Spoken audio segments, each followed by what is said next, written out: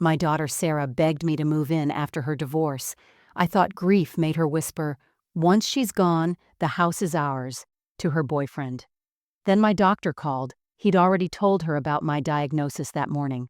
Before we start, let us know in the comments where you're watching from. Don't forget to like, share, and subscribe for more powerful stories.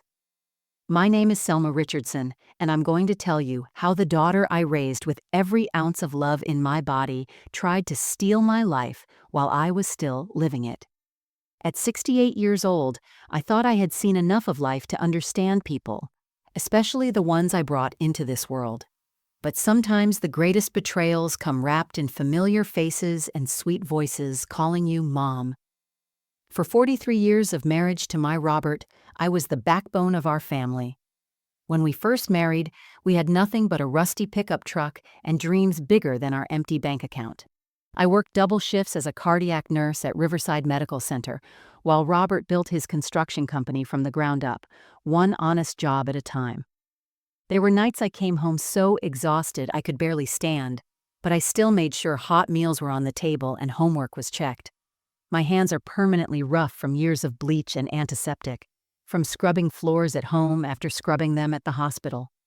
We raised 3 beautiful children in the Victorian house on Maple Street that took us 20 years to afford. Sarah, my oldest, was my princess. Michael, my steady middle child, never asked for anything twice. Jenny, the baby, inherited Robert's gentle spirit. I was the mother who hand-sewed Halloween costumes because store-bought was too expensive. The mother who sold her own mother's pearl necklace to pay for Sarah's dream wedding to a man who would later break her heart. The mother who took out personal loans I'm still paying off so Michael could graduate without debt from engineering school. When Robert got sick with pancreatic cancer 5 years ago, I became his nurse, his comfort, his final sunrise. I learned to inject morphine, change medical dressings, and hold him through the pain that made this strong man weep like a child. I sang him to sleep with the same hymns I'd used for our babies. When he died, he was in our bed, in our home, in my arms, exactly as he wanted. The funeral costs took most of our savings, but I didn't care. He deserved the mahogany casket, the bagpiper he'd always joked about, the reception that celebrated his generous life. After Robert passed, I thought my role as a caregiver was over. I volunteered at First Methodist Food Bank every Tuesday, teaching young mothers how to stretch grocery budgets like I once had. I babysat my grandchildren every weekend, making sure they knew their grandfather through stories and his famous pancake recipe. The neighbors knew my door was always open for a cup of coffee and conversation. Mrs. Chen from next door still calls me her American mother because I helped her practice English for her citizenship test. The house Robert and I had scraped and saved for was now worth nearly $1 million thanks to the neighborhood development. But to me, it wasn't money sitting in those walls. It was the pencil marks on the kitchen door frame tracking our children's height, the workshop that still smelled like sawdust and Robert's cologne, the rose garden we'd planted for our 10th anniversary, now growing wild and beautiful like the love we'd shared. This wasn't just property. It was the physical manifestation of a lifetime of sacrifice, work, and devotion. I never imagined that Sarah, the child I'd sung to sleep 10,000 nights, would see my home as her lottery ticket, or that my love would become the very weapon she'd use against me. Before Sarah moved in, my mornings began at 6:30 sharp, not from an alarm but from habit carved into my bones after decades of hospital shifts. I'd make my single cup of coffee in Robert's favorite mug, the one with the chip on the handle from when he'd dropped it during his first chemo treatment. The kitchen window faced east, and I'd watch the sun paint the sky while 2 cardinals visited the feeder Robert had built. The male always let the female eat first, and I'd tell them about my plans for the day, as if they were old friends stopping by for breakfast. Tuesday mornings meant the food bank, where I'd arrive by 8 to help sort donations. The younger volunteers called me Miss Selma and sought my advice about everything from colicky babies to marriage troubles. I knew which brands of formula were gentlest on sensitive stomachs, how to make $15 of groceries stretch a week, and when someone needed a hug more than a bag of canned goods. Pastor Williams often said I should charge for therapy sessions, but seeing those young mothers leave with lighter shoulders was payment enough. Wednesday afternoons belonged to my book club, 7 women who'd been meeting for 12 years. We gathered in rotation at each other's homes, supposedly to discuss literature, but really to share our lives over homemade coffee cake and endless tea. Margaret had lost her husband the year before Robert passed, and we'd developed a silent understanding, a gentle squeeze of hands that said everything words couldn't. We were currently reading through Maya Angelou's autobiographies, finding pieces of ourselves in her story of resilience. Thursdays I dedicated to the house and garden. I'd put on Robert's old flannel shirt, the green one that still carried his scent, if I buried my face in it just right, and tend to our roses. Each bush had a story. The yellow climber celebrated Michael's birth, the pink tea roses marked our silver anniversary, and the deep red Mr. Lincoln variety honored Robert's promotion to foreman. I'd trim and water while talking to him, updating him on the children, the grandkids' soccer games, church gossip he would have pretended not to enjoy. Weekend rhythms revolved around family. Saturday mornings, Jenny would drop off her twins, Lucy and Emma, age 7. We'd make cookies from scratch while they stood on Robert's old wooden step stool, flour dusting their cheeks like snow. They'd beg for stories about Papa Robert, and I'd tell them about the time he built them a playhouse in one weekend, working through the night to surprise them. Sunday meant early service at First Methodist, sitting in the same pew where Robert had proposed to me 48 years ago, right there in front of God and everybody. Evenings were my quiet time. I'd cook simple dinners, often making Robert's pot roast on Sundays, just to fill the house with familiar smells. Some nights I'd work on the quilt I was making for Jenny's new baby, each square containing fabric from family milestones. Sarah's first Easter dress, Robert's work shirts, my mother's apron. Other evenings, I'd sit in Robert's recliner watching Jeopardy, still announcing answers aloud as if he were there to be impressed when I got Final Jeopardy right.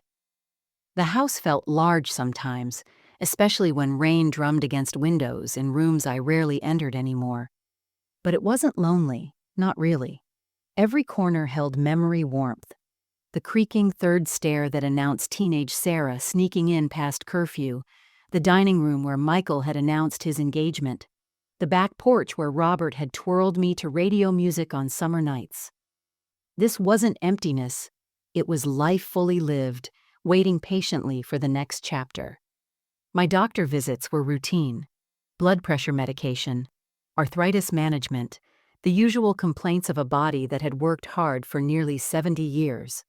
Life had found its gentle rhythm, like a familiar song hummed while folding laundry. I was content. 3 weeks after Sarah moved in with her 2 teenagers, Marcus and Lily, the atmosphere in my home shifted like weather before a storm. At first, I attributed the changes to adjustment. Divorce is traumatic, and Sarah had always been particular about her surroundings. But small things began to needle at me, tiny disruptions in the fabric of my carefully maintained life. It started with the mail.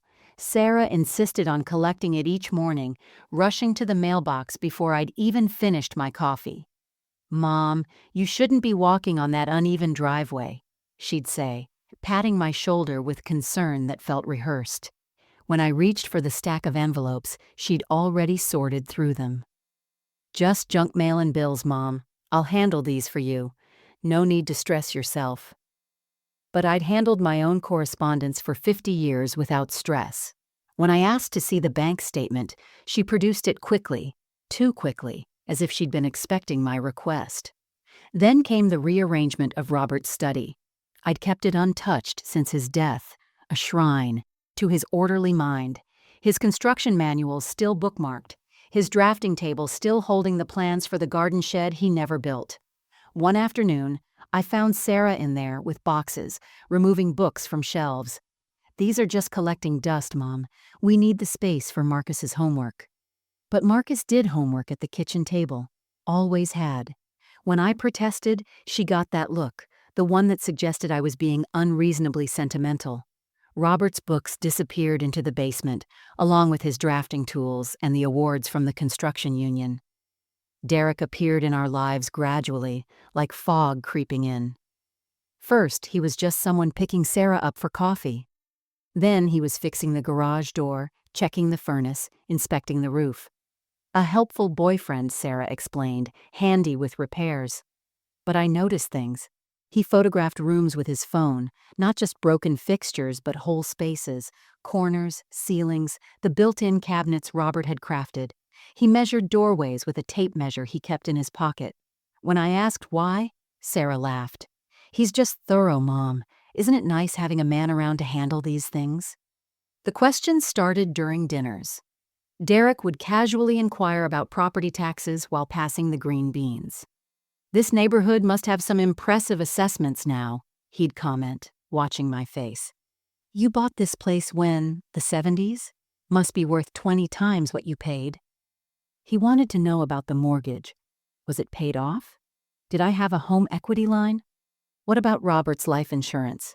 Had that been settled properly? Sarah would redirect the conversation, but not before exchanging glances with Derek that made my stomach tighten. One evening, while washing dishes, I overheard them in the living room. Derek's voice was low but carried through the old walls. "We need to move faster." "What about her other accounts?" Sarah hushed him, but not before responding. "She trusts me. Give it time." When I entered the room, they were suddenly deeply absorbed in a television show neither had been watching moments before. The house began to feel different under their presence. They'd stay up late, laptop screens glowing as they huddled together at the dining table. When I'd offer tea, they'd minimize windows quickly, switching to innocent browsing. Sarah started suggesting I looked tired constantly, recommending afternoon naps that felt more like dismissals. She'd hover when I took my medications, counting pills with an intensity that seemed excessive for blood pressure medicine and arthritis tablets. The moment that truly chilled me came when I found them in the basement, examining the foundation. "Just checking for moisture," Derek explained, but they were photographing the electrical panel, the water heater, areas no casual boyfriend would care about. That night, lying in bed, I couldn't shake the feeling that I wasn't sharing my home with family, seeking shelter, but with strangers cataloging inventory. I spent the next several days constructing elaborate explanations for everything I'd witnessed, building a fortress of justification against the uncomfortable suspicions creeping through my mind. Lying awake at 3 in the morning, I'd rationalize each red flag until it became something harmless, even loving. This was Sarah, after all. My firstborn who'd made me a mother on a snowy February morning 38 years ago. The child whose fever I'd watched through endless nights, whose tears I'd dried after every skinned knee and broken heart. The male situation was easily explained. Sarah had always been organized, even as a child. She'd arranged her stuffed animals by size and color, kept her school papers in labeled folders. Of course she'd want to help with household management. She was trying to ease my burden, showing love through acts of service, just as I'd taught her.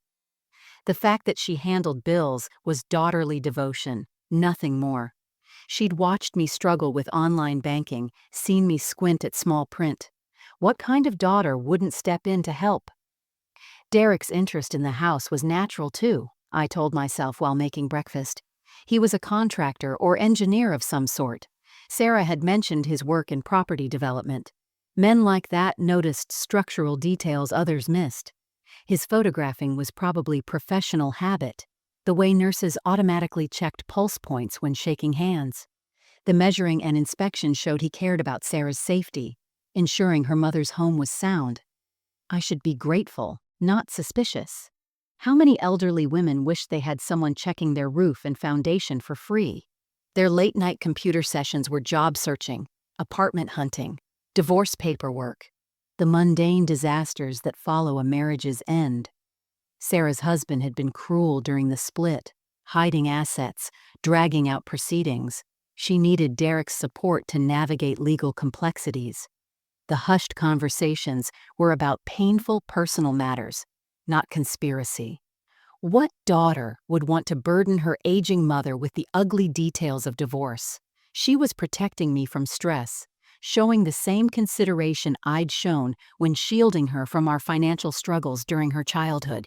When doubt crept in, I'd look at the photographs covering my living room walls. Sarah at 6, grinning toothlessly while holding a Father's Day card she'd made. Sarah at 16, radiant in the prom dress I'd spent 3 months saving for.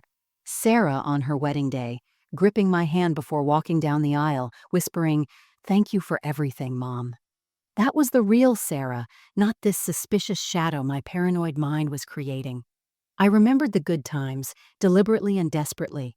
The mother-daughter lunches where we'd laugh until our sides hurt.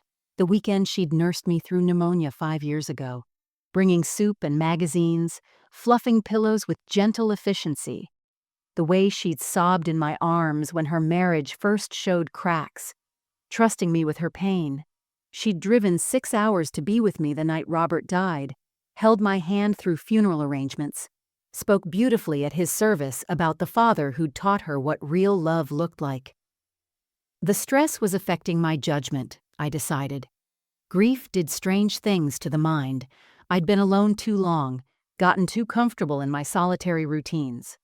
Having teenagers in the house again, the noise and energy, was an adjustment. Sarah was dealing with her own trauma. Divorce, single motherhood, financial pressure, starting over at 40. If she seemed secretive or stressed, who could blame her? If Derek seemed overly interested in security and stability, wasn't that what Sarah needed after her ex-husband's betrayal? I took my blood pressure medication and made a conscious decision to stop this destructive thinking. I would not become one of those paranoid old women who suspected everyone, who drove family away with baseless accusations. I would choose trust, choose love, choose to believe in the daughter I'd raised. The alternative was too painful to consider. The credit card statement arrived on a Thursday morning while Sarah was at what she called a job interview. She'd been having a lot of those lately, always dressed impeccably, always returning with vague stories about competitive markets and second rounds. Marcus and Lily were at school, and Derek was supposedly at his own job. For once, I reached the mailbox first, my arthritis cooperating in the cool morning air. Between the water bill and a charity solicitation was my visa statement, the one Sarah usually handled with swift efficiency. My hands trembled slightly as I opened it in the kitchen, expecting nothing more than my usual pharmacy charges and grocery purchases. What I found made me sink slowly into Robert's chair at the breakfast nook. 3 charges to Brennan and Associates, a real estate attorney's office downtown, $350 each for consultation services. I knew the name. They'd handled the paperwork when Robert and I bought this house. Another charge for $500 to Premium Property Assessments, LLC. A $299 payment to LegalDocsOnline.com. A $75 charge to something called Elder Care Planning Solutions. None of these were my purchases. The dates aligned with Sarah's job interviews. Those mornings she'd left in her best blazer carrying a portfolio I now suspected contained documents about my life, not her resume. My fingers shook as I powered on the ancient laptop Robert had used for construction estimates. Sarah didn't know I remembered the password to our online banking. Robert's birthday followed by mine, unchanged for 15 years. The checking account showed a pattern I'd missed while trusting blindly. Small withdrawals, $200 here, $150 there, always just under the amount that would trigger the bank's fraud alerts. The memo lines read, groceries or pharmacy. But I knew exactly what I spent on groceries. These amounts were additional, unauthorized, bleeding my account slowly enough to avoid detection. I forced myself to check the savings account, the one Robert and I had protected for 30 years, our emergency fund that had survived raising 3 children and his cancer treatment. $4,000 had been transferred to an account I didn't recognize. The transfer was dated 2 weeks ago, when Sarah had taken me to that unnecessarily long doctor's appointment across town, insisting I needed a thorough checkup that kept me out all afternoon. My breath came in short gasps as I climbed the stairs to Robert's study, now half emptied of his presence. The filing cabinet where I kept important documents was still locked, but the key wasn't in its usual spot beneath the desk lamp. I found it eventually, hidden behind picture frames on the bookshelf. Inside, folders had been reorganized. My will, the one leaving the house to all 3 children equally, was missing. The deed to the house had been removed from its protective sleeve, small pencil marks in corners, as if someone had been making notes. Our life insurance policies were shuffled, pages out of order. A yellow sticky note fluttered to the floor, Sarah's distinctive handwriting in purple ink. Mom, minimum 6 months. Doctor confirmed timeline. D says psychiatric eval better if documented confusion first. Start forgetting meds? The words blurred as tears filled my eyes. 6 months for what? Timeline for what? And D, Derek, obviously, was coaching her on psychiatric evaluations and documented confusion. In the back of the filing cabinet, I found a folder I didn't recognize. Inside were printouts from websites about elder law, power of attorney, competency hearings, articles about protecting family assets from nursing home costs, and when to take control of aging parents' finances. Someone had highlighted passages about expedited evaluation processes, about relatives' rights to petition for guardianship. In the margins, more purple ink, need 2 doctors, and Judge Harrison, favorable to family petitions. The evidence was undeniable, laid out in my daughter's own handwriting. This wasn't misunderstanding or paranoia. This was a calculated plan, researched and documented, to take everything Robert and I had built. My own daughter was studying how to declare me incompetent, how to steal my home while I still lived in it. That evening, I took 2 sleeping pills from the bottle Sarah meticulously monitored, crushing them into powder and stirring them into the chamomile tea I served myself after dinner. I'm exhausted, I announced, yawning theatrically. Think I'll turn in early. Sarah's concern seemed almost genuine as she felt my forehead, checking for fever.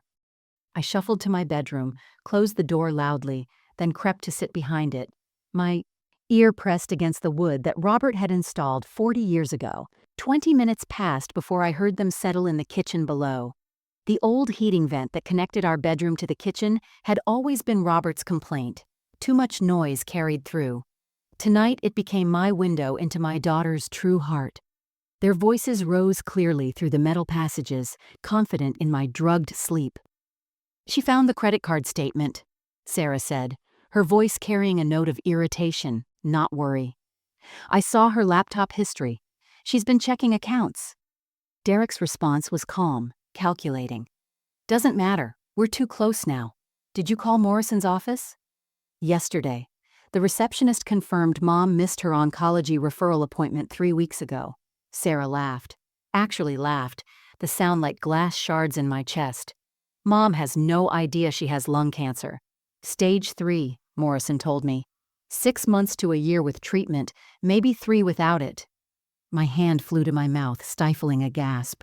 Dr. Morrison had called about suspicious spots on my routine chest x-ray, asked me to come in.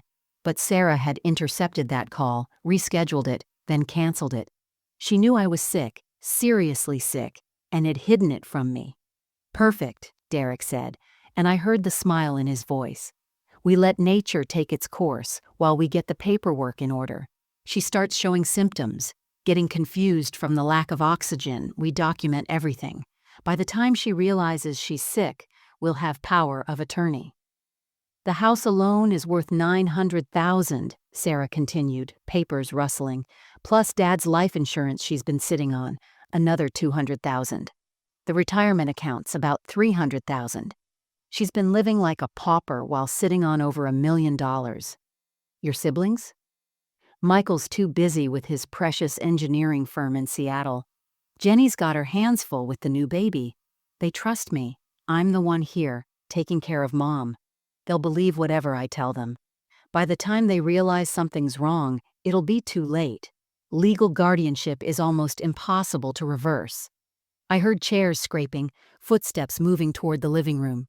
Forcing myself to move silently despite joints that screamed protest, I crept down the hallway to the top of the stairs. Their conversation continued, each word another nail in the coffin of my maternal illusions. "Your mother's an old fool," Derek said bluntly. "Still thinks you're her baby girl. It's almost too easy." Sarah's response destroyed the last fragment of my denial. She was always pathetically eager to believe the best about me. Even when I stole from her purse in high school, she blamed herself for not giving me enough allowance. When I crashed her car drunk in college, she told the insurance it was her fault. She's been training me for this my whole life, teaching me that taking from her comes with forgiveness and more giving. "What about the medical records?" Derek asked. "I'm her emergency contact. Morrison's office thinks I'm handling her care, managing her appointments. I told them she's in denial about the diagnosis, needs time to process. They bought it completely. Doctors see it all the time. Elderly patients who can't face cancer. Meanwhile, every day she doesn't get treatment, she gets weaker, more confused, easier to control. And if she finds out?" Sarah's voice turned cold, efficient, nothing like the daughter who'd cried in my arms just weeks ago about her divorce. "Then we accelerate the timeline. One psychiatric hold for her own safety, and we can push through emergency guardianship. I've already got Dr. Brennan lined up. He'll testify to whatever we need for the right price." Over the next 3 days, I became a detective in my own home, gathering evidence while playing the role of an oblivious old woman slowly declining. Every overheard phone call, every document I photographed while they were out, every financial record I accessed revealed another layer of their scheme, each more shocking than the last. The conspiracy went back 2 years, starting long before Sarah's supposed divorce. I found emails on the laptop they didn't know I could access. Sarah had saved her passwords on the browser, never imagining her technologically challenged mother would think to check. The correspondence with Derek dated back 26 months. They'd met at a casino where Sarah had been gambling with money she'd stolen from her husband's business account.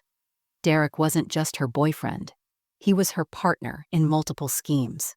They'd orchestrated her entire divorce, moving assets offshore, making her husband look abusive when he discovered the theft, playing the victim to gain sympathy and full custody. But I was always the ultimate target.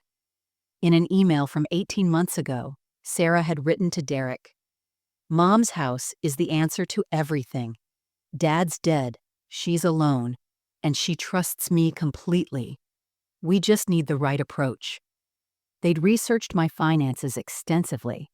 Derek had somehow obtained my credit report, my tax returns, even the confidential settlement from Robert's employer after his death, a wrongful exposure case that had paid out $400,000 that I'd never touched, saving it for my grandchildren's education.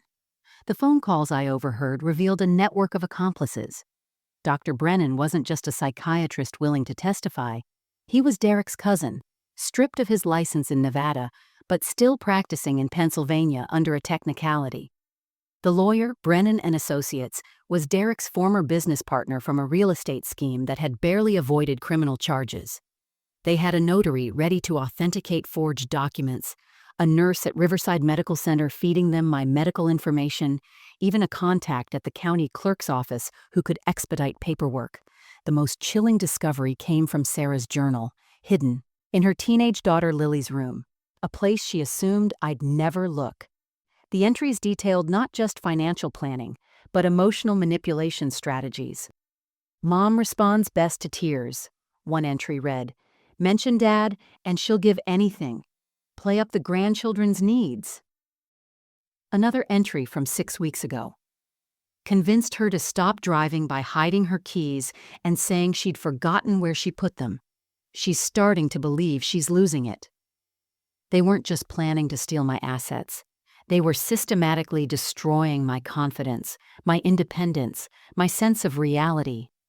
Sarah had been telling my neighbors I was showing signs of dementia, preparing them to not question when I eventually disappeared into a facility.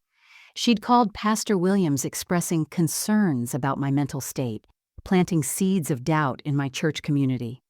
She'd even contacted Michael and Jenny separately, sharing worried observations about my confusion and memory issues, careful not to alarm them enough to visit, but sufficient to prepare them for her eventual guardianship claim. The financial scope was staggering. Beyond my visible assets, they'd discovered Robert's patent from his construction days, a specialized joint system now used in prefab housing, generating quarterly royalties I'd been saving. They knew about the mineral rights Robert had inherited from his father in Texas, currently leased to an oil company. They'd found the safe deposit box at the bank with my mother's jewelry, the collection of rare coins Robert's grandfather had left us, even the bonds I'd purchased for each grandchild that wouldn't mature for another decade. Derek had buyers lined up for everything. The house would be sold to a developer who'd tear it down for condos. The contents would go to an estate sale company that specialized in quick liquidation. They'd already opened accounts in states with lax oversight, ready to disperse funds before anyone could track them. This wasn't just theft. It was the complete erasure of the Richardson family legacy. That night, I locked my bedroom door and collapsed onto the bed Robert and I had shared for 4 decades, my body shaking with sobs that seemed to come from somewhere deeper than my chest. The cancer diagnosis I could handle. I'd watched Robert fight that battle with grace, and I could too. But this betrayal by Sarah, my firstborn, the child I'd loved before she even took her first breath, this was a pain that cancer couldn't touch. I pulled out the photo albums I kept in the closet, spreading them across the quilt Sarah had helped me pick out last Christmas. Another manipulation, I now realized, getting me to spend money on things while she documented my excessive purchases. The photographs blurred through my tears as memories crashed over me in waves, each one now poisoned by the truth of what my daughter had become. Here was Sarah at 3 hours old, her tiny fist wrapped around my finger in the delivery room. I remembered the fierce love that had consumed me, the promise I'd whispered that I would protect her from all harm, give her everything I never had. 22 hours of labor, but I'd forgotten the pain the moment they placed her in my arms. How could that infant, so vulnerable and perfect, have grown into someone capable of watching me die to steal my home? Page after page of memories. Sarah taking her first steps in this very room, arms outstretched toward me, her first day of kindergarten, crying because she didn't want to leave me. The Christmas when Robert worked overtime for 3 months to buy her the piano she'd begged for, and her joy had lit up the entire house. I taught her to play Amazing Grace on that piano, her small fingers stumbling over the keys while I guided her hands. Where was that grace now? I found the Father's Day card she'd made when she was 7, carefully preserved in plastic. My daddy is the strongest man in the world, and my mommy is the kindest. I'm the luckiest girl alive. Her crayon handwriting was still visible, the hearts she'd drawn in every corner now seeming like wounds. I remembered how Robert had cried reading it, this tough construction foreman weeping over construction paper and glitter glue. The teenage years flooded back, staying up until 3 a.m. when she had the flu, holding her hair back, bringing cool washcloths for her fever. The night she came home from prom sobbing because her date had abandoned her for another girl.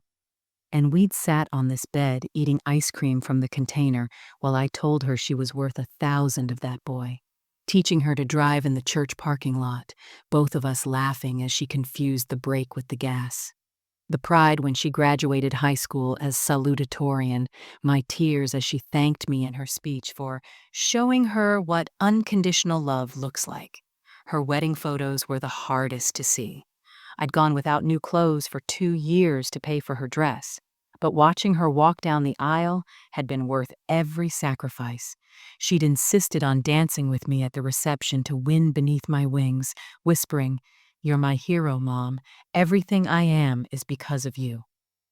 Had she been lying even then? Or had I failed her somehow, created this greed through my giving, enabled this cruelty through my forgiveness?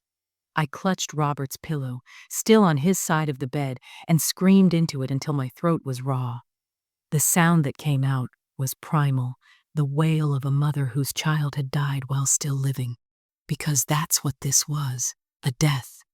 The daughter I'd raised, loved, sacrificed for, she was gone. Maybe she'd never existed at all except in my desperate imagination. Why, Robert? I sobbed into the darkness. Where did we go wrong? How did our baby become this monster? At 3 a.m., I sat at Robert's desk in our bedroom, staring at his photograph from our 40th anniversary. His eyes seemed to look right through me, and I could almost hear his voice, gruff but tender. Selma Jean Richardson, you're tougher than you look. That's why I married you. You never backed down from anything that mattered. He was right. I hadn't backed down when the bank tried to foreclose on us in '92. I hadn't backed down when the school board tried to expel Michael for defending himself against bullies. I hadn't backed down from cancer when it came for Robert, fighting alongside him for every extra day.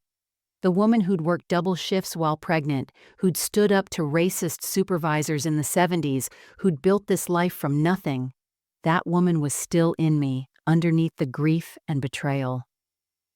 I wiped my tears with the handkerchief Robert had carried, one I'd kept in my nightstand drawer. Enough crying, enough self-pity. Sarah thought she was outmaneuvering a weak, dying old woman.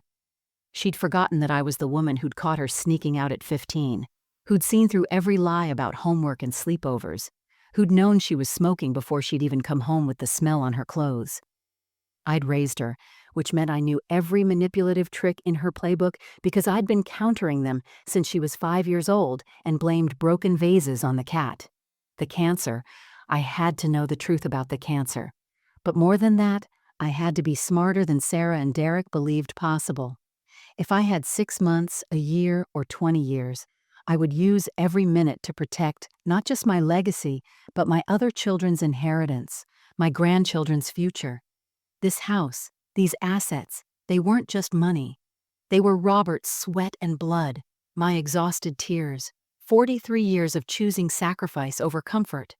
No one would steal that, especially not the daughter I'd taught to tie her shoes in the kitchen below. I pulled out a legal pad and began making lists in the darkness, using the moonlight through the window. First, I needed allies, people Sarah hadn't poisoned against me. James Crawford, Robert's lawyer and poker buddy, who'd known our family for 30 years. Dr. Patricia Chen, my real physician, not Dr. Morrison, who'd apparently been feeding information to Sarah. Michael and Jenny needed to know the truth, but carefully, strategically, so Sarah couldn't claim I was turning the family against her. Second, I needed documentation. If they were building a case for my incompetence, I would build a stronger case for my clarity and their fraud. Every conversation would be recorded. Every document would be photographed. Every financial transaction would be traced. I might be old, but I'd learned to use smartphones and computers when Robert was sick, researching treatments and managing his care online. Sarah had no idea how capable I'd become while she wasn't watching. Third, I needed to protect the assets immediately. Tomorrow, I would start moving money legally, legitimately, in ways that couldn't be reversed. Even with power of attorney, the house would go into a trust. The accounts would be restructured.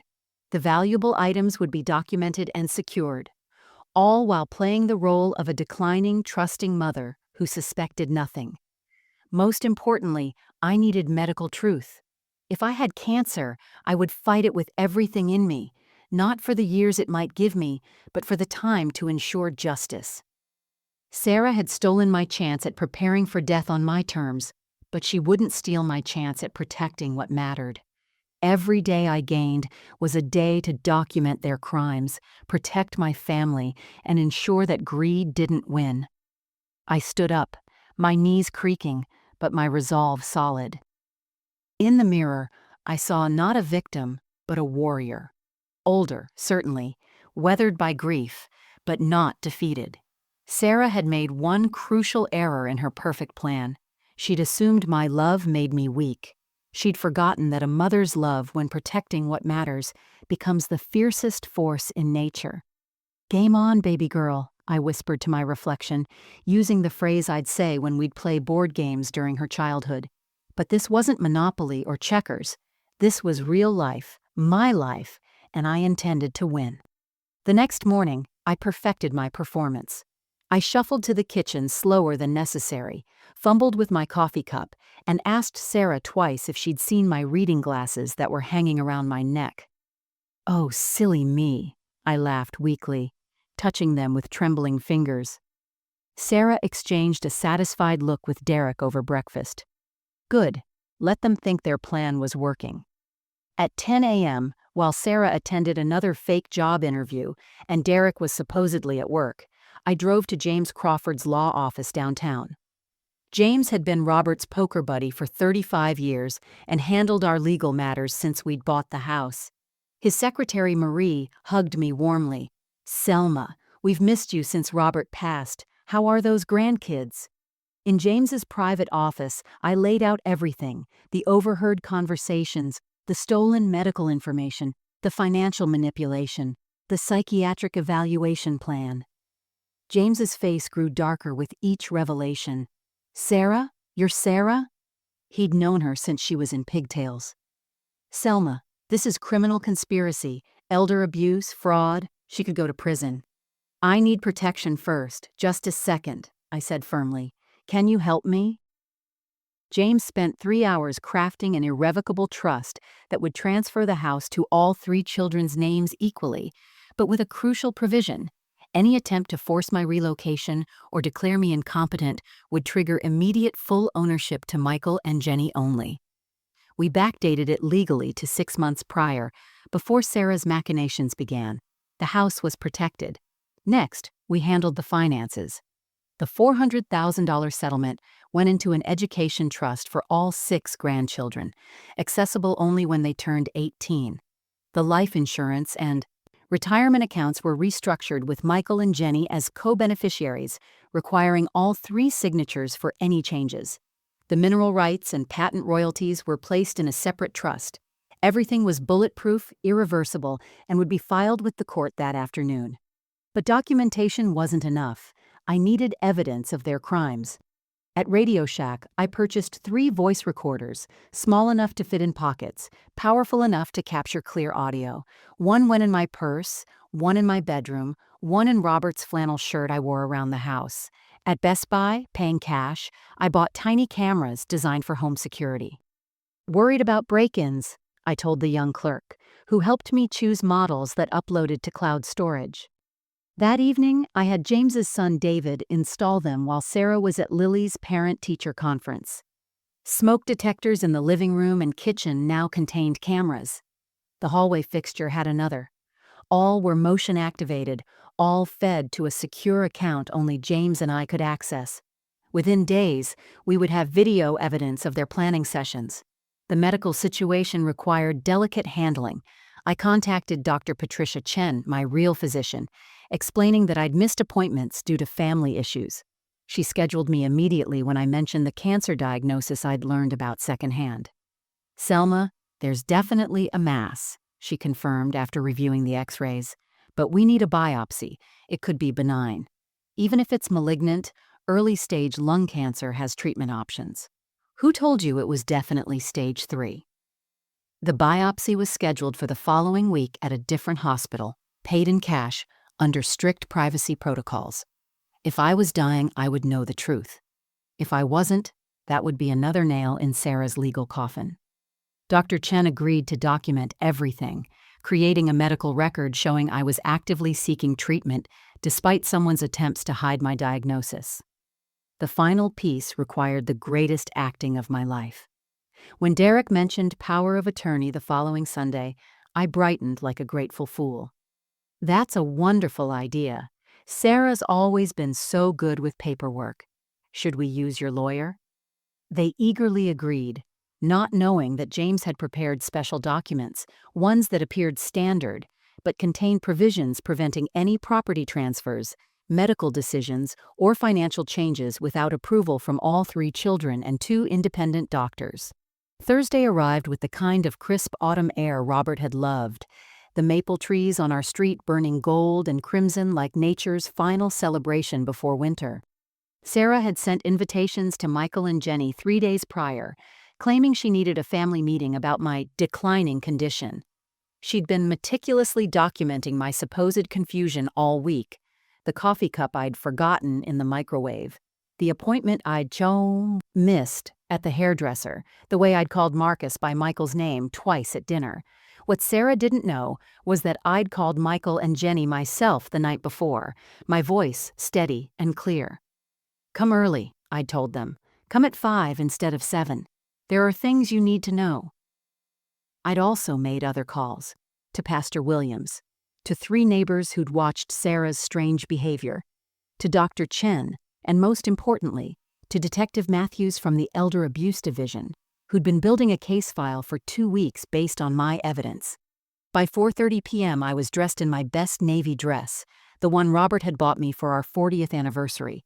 I'd styled my hair carefully, applied the lipstick I rarely wore anymore, and put on my mother's pearl earrings, the ones Sarah didn't know I'd bought back from the pawn shop after secretly following her there years ago. If this was to be my battle, I would face it with dignity. The doorbell rang at 4:45. Through the window, I saw not just Michael and Jenny, but James Crawford with a briefcase, Dr. Chen with medical files, and Detective Matthews in plain clothes, but with his badge visible. Behind them, Pastor Williams walked up the driveway alongside Mrs. Chen and Mr. Rodriguez, my neighbors for 20 years. Michael's face was grim. He'd driven 6 hours after my call, leaving an important meeting. Jenny held her newborn while her husband corralled their toddler, having flown in from Dallas that morning. "Mom," Michael said, embracing me tightly. "We're here. Whatever's happening, we're here." I'd arranged the dining room like a courtroom.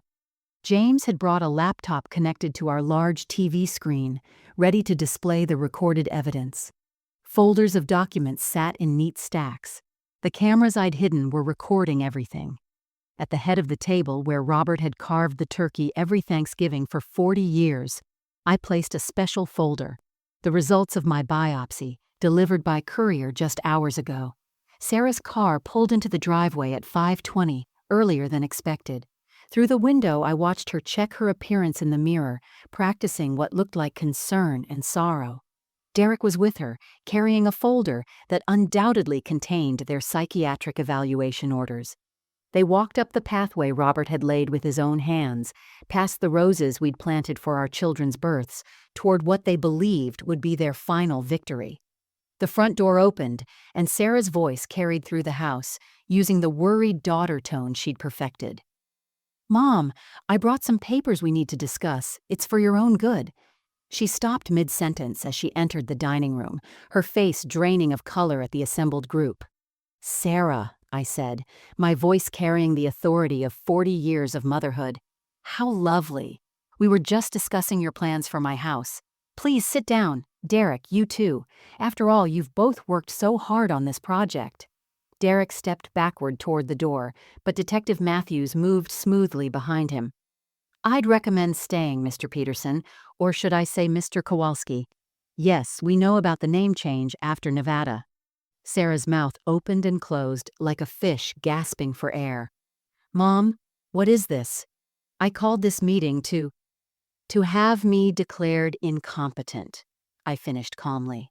"Yes, dear, I know. The psychiatric evaluation is scheduled for tomorrow morning with Dr. Brennan, Derek's cousin, the one who lost his license in Nevada.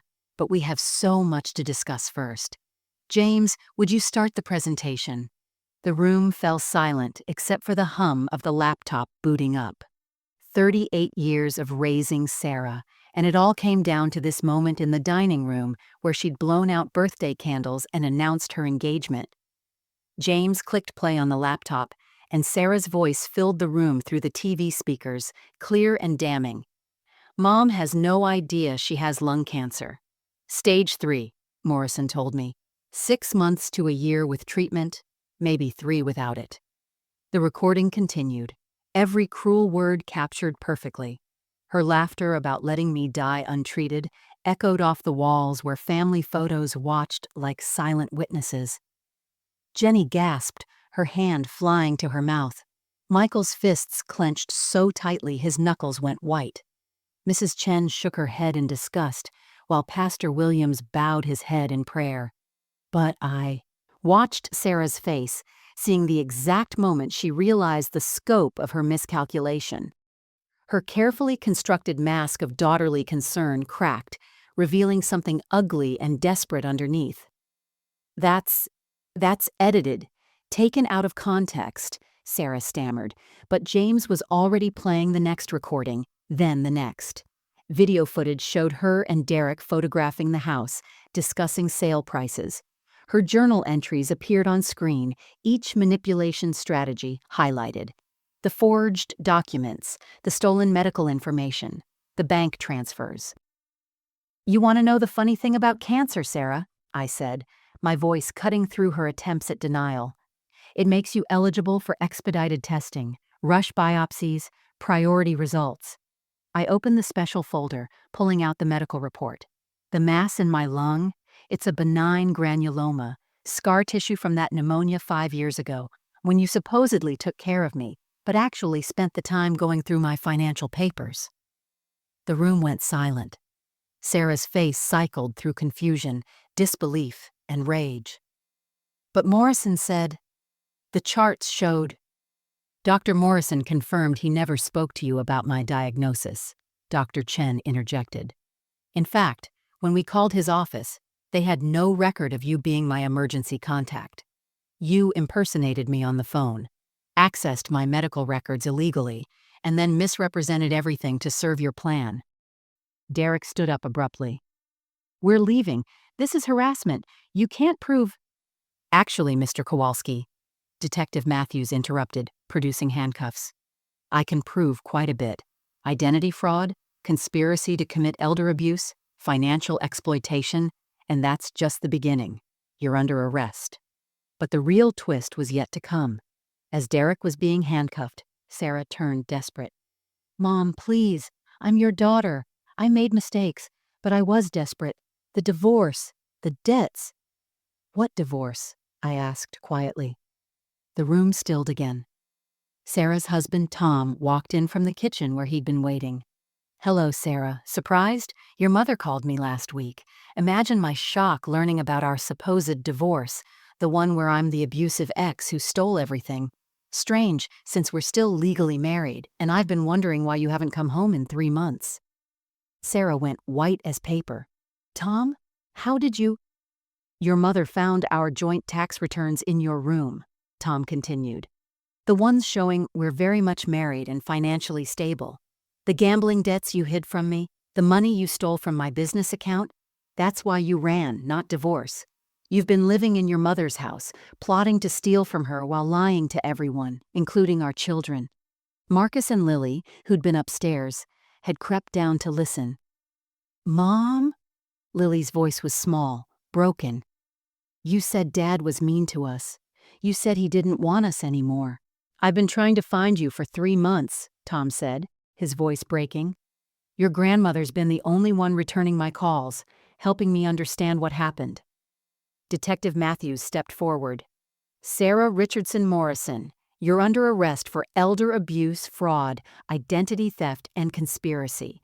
You have the right to remain silent." "Mom!" Sarah screamed, reaching for me as the handcuffs clicked. "Mom, don't let them do this. I'm your baby. You always protected me. You always forgave me." I stood slowly, walking to face my daughter one last time. "I forgive you, Sarah. I'll always love the child you were. But the woman you've become, she needs to face consequences. That's the last lesson I can teach you." As they led her away, she turned back once more. "This is your fault. You made me this way, always giving, always sacrificing. You taught me to take from you." "No," I said quietly. "I taught you to love. You chose to use that love as a weapon. That's on you, not me." The trial was swift and decisive. Sarah's own documentation, meant to prove my incompetence, became evidence of her premeditation. The recordings, the forged documents, the fraudulent medical claims, everything she'd built to destroy me became the foundation of her conviction. She received 5 years in federal prison for elder abuse and fraud, with Derek getting 7 years due to his prior record. The courtroom was packed the day of sentencing. Sarah sobbed as the judge called her actions a heinous betrayal of the sacred trust between parent and child. Tom was granted full custody of Marcus and Lily immediately. The children were angry, confused, and deeply hurt, but Tom was a good father who'd never stopped loving them. I helped him relocate back to their home in Ohio, but we agreed the kids could spend summers with me. They needed time to heal, to understand that their grandmother's love came without manipulation or conditions. That first summer, Lily barely spoke to me, and Marcus wouldn't make eye contact. By the second summer, they were helping me in the garden, and Lily had started calling me Nana again. Michael and his wife Patricia moved from Seattle into the guest house behind the main property. Not to watch over me, my health was perfect aside from manageable arthritis, but because they wanted their children to grow up where Michael had, surrounded by family and the memories Robert had built into every beam and brick. Michael took over maintaining Robert's workshop, teaching his son to use the tools his grandfather had treasured. Jenny visited monthly from Dallas, sometimes staying for weeks. She'd bring her babies, and the house filled again with the sounds of children laughing, feet running on stairs, voices calling for Nana. We cooked together in the kitchen where I'd taught her to make bread, her daughters standing on the same step stool Sarah once had, though I tried not to think about that too often. The house itself seemed to breathe easier with Sarah's poison removed. I rehung Robert's pictures in his study, returned his books to their shelves, restored his drafting table to its place by the window. The rose garden bloomed magnificently that spring, as if Robert himself were tending it from wherever he was. The yellow climber Sarah had wanted to tear out produced so many blossoms that neighbors stopped to take photographs. I established a family trust with James's help, ensuring the house would pass to all my grandchildren equally when my time came, but only when they turned 25, old enough to appreciate its value beyond money. The funds Sarah had tried to steal went toward college accounts for all 6 grandchildren, including Marcus and Lily. Every penny Robert and I had saved would nurture the next generation, but wisely, carefully, without enabling the entitlement that had poisoned Sarah. The church community rallied around me in ways that healed my bruised faith in humanity. Pastor Williams asked me to lead a support group for elder abuse victims, and twice monthly, I sat with others who'd been betrayed by those they'd trusted most. We shared our stories, our pain, our recovery. Mrs. Chen brought me soup every Tuesday. Mr. Rodriguez helped me install new locks and a security system, not because I needed them, but because they made me feel safe again. I visited Sarah once, 6 months into her sentence. She looked smaller in the orange jumpsuit, older, her perfectly styled hair now showing gray roots. "I hate you," she said when she saw me, but her voice lacked conviction. "I know," I replied, "but I love you anyway. I always will. That's the difference between us, Sarah. My love was never conditional on what you could give me."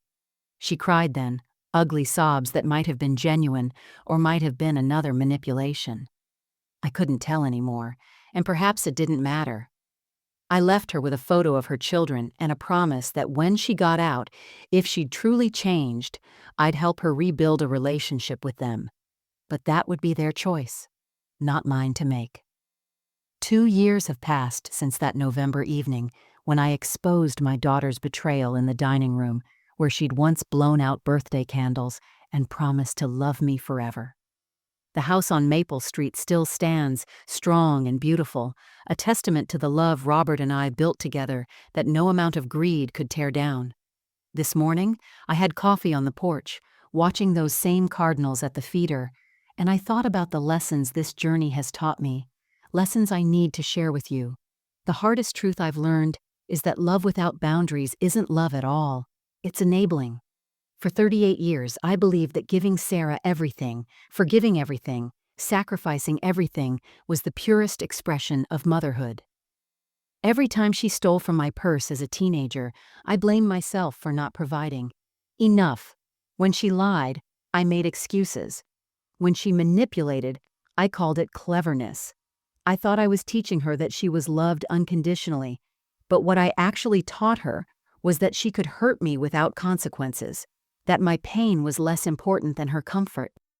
Real love, the kind that helps people grow into their best selves, requires strength to say no, wisdom to set limits, and courage to enforce consequences.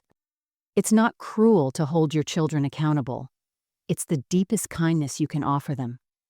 Sarah sits in prison, not because I stopped loving her, but because I finally loved her enough to let her face the results of her choices. That's the gift Robert would have wanted me to give her, even if it came wrapped in handcuffs. I've also learned that aging doesn't diminish our worth or our right to dignity. Society tells us that the elderly should step aside gracefully, hand over control, accept whatever treatment our families decide we deserve. But we built these lives with our own hands, our own sacrifices, our own dreams. The money in our accounts isn't just numbers. It's decades of choosing work over rest, saving over spending, our children's needs over our own desires. We have every right to protect what we've earned, to demand respect, to fight back when someone tries to steal our autonomy along with our assets. Your instincts are your first defense. That uncomfortable feeling when something seems off? Listen to it. That nagging suspicion when stories don't add up? Trust it. We're taught to doubt ourselves as we age, told we're paranoid or confused when we question things. But I knew something was wrong with Sarah's behavior weeks before I found evidence. If I'd trusted my intuition sooner, instead of drowning it in denial, I could have stopped her plan earlier. Document everything. Keep records. Tell trusted friends what's happening. Don't be embarrassed to seek help. Elder abuse thrives in silence and isolation. If someone is pushing for power of attorney, controlling your mail, isolating you from other family members, or suddenly showing unusual interest in your finances, these are red flags that shouldn't be ignored. The National Elder Fraud Hotline is 833-372-8311. Write that down. Save it. Use it if you need to. But here's what matters most. Choosing to fight back didn't make me bitter. I still bake cookies for my grandchildren, still volunteer at the food bank, still trust and love deeply. Sarah's betrayal could have poisoned every relationship, made me suspicious of every kindness.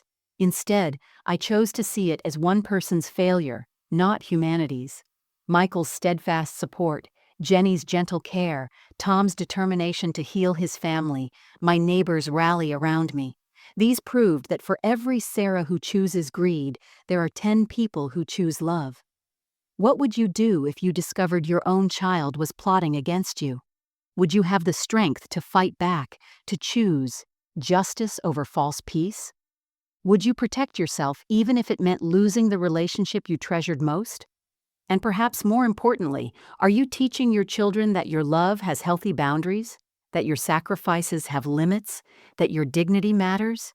Share your thoughts in the comments below. Have you or someone you know experienced elder abuse? What warning signs did you see? What gave you the strength to fight back? Your story might be the encouragement someone else needs to protect themselves. Like this video if you believe every person, regardless of age, deserves respect and dignity. Subscribe to our channel for more true stories of survival, strength, and the complicated nature of family love. Hit the notification bell so you don't miss our next story about resilience in the face of betrayal.